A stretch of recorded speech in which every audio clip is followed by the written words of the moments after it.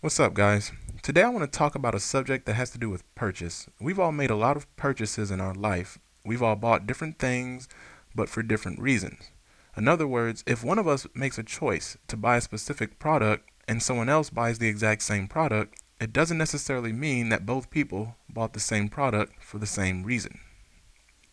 With all of the products in this world, this generation's consoles are no different, especially when talking about the PS3, since out of all three consoles this gen, we know that the PS3 has the most features. The more features something has, the more reasons or different reasons there are to buy it. If we think about the PS3's main features, we can make the assumptions that, like any other product, not everyone bought the PS3 for the same reason. One of the PS3's most talked about features is Blu-ray.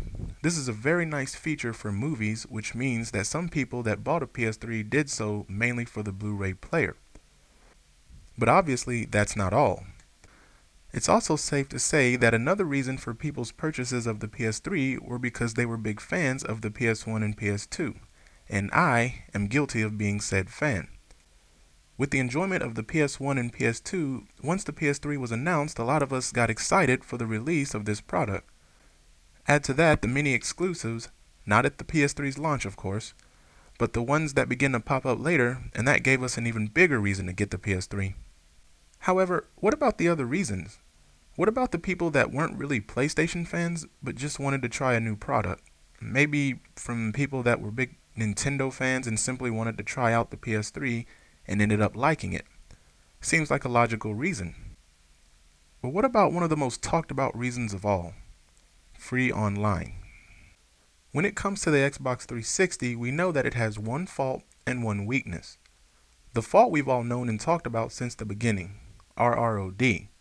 The one weakness it's had that while it hasn't put the Xbox at the point where people don't buy it anymore, it has given many people reasons to buy a PlayStation 3, and that's pay to play online. Now, the best thing about this fault and weakness is that they just so happen to be PlayStation 3's strengths, since we also know that the system is more stable and that the online play is free. But one question comes to mind when we talk about free online. Did Sony make the online free because they care about their user base, or was it a way to one up Microsoft? Well, if the previous statement is true, we can assume that Sony knows that a lot of their sales comes from the free online that they're offering us. So what does this mean? Well, it means that the dumbest move at this point that Sony could make is to begin charging us for online, since I've said before is one of the main reasons why people got the PS3 in the first place. Their favorite games are multiplats that just so happen to also be on the 360, but they didn't want to pay to play online. Now then, let's make a few assumptions. Let's assume that one day Microsoft says that they're no longer charging for online.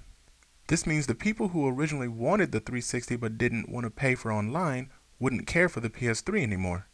As I've said before, we all didn't buy it for the same reason. This would mean that they would either sell their PS3 in games or simply use it as a Blu-ray player and nothing more. Why own a console you only got for free online if the one you originally wanted now has the same feature? Let's make another assumption. Let's assume that Sony decides to charge for online. Now, looking at PSN Plus, we can also assume that the price would be in the same range. But in this case, the outcome becomes worse. We can start with the people who only bought it for free online. Wouldn't it be safe to say that they would figure if they had to pay for both, may as well get the one they originally wanted? Wouldn't it also be safe to say that some of the PS3 fans, especially the ones here who deeply despise paying for online play, would stop supporting Sony? Is it safe to say that Sony charging for online play would actually turn a lot of people's PS3s into Blu-ray players that they no longer play? If so, then it's also safe to say that Sony is aware of this, and the last thing they do is get rid of the main reason so many people like the PS3 in the first place. Now, while I believe that PSN being free is good for us, I'm not so sure if it's actually good for Sony. Yes, the online is free, but remember, somebody still has to pay for it.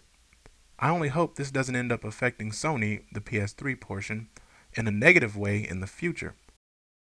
I think what allows Nintendo to get away with this is that the online gaming isn't really its main feature. Add to that how well it sold, and that kind of puts them on easy street. But with Sony and Microsoft competing for the same fan base, this makes it a little more difficult. Can pay to play sneak its way into PSN? Of course it can. But will Sony allow it to happen? Remember, the free online we get is Sony's way of one-upping Microsoft. And now that Sony's fan base seems to care more about the fact that PSN is free, this can make it very difficult for Sony to find a way to make a profit from us playing online. Add to that the piracy problem that they're facing right now, and you can see that Sony is in kind of a tight situation right now. The last thing Sony needs is for people to be able to play games they got for free on an online service that they're not paying for.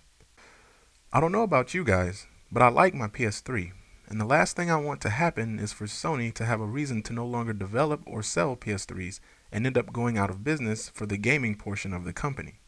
Remember guys, all of these are just assumptions, and I can't give a real answer to what the outcome will be. This is just something to think about. And I'd like to hear what you guys think about this.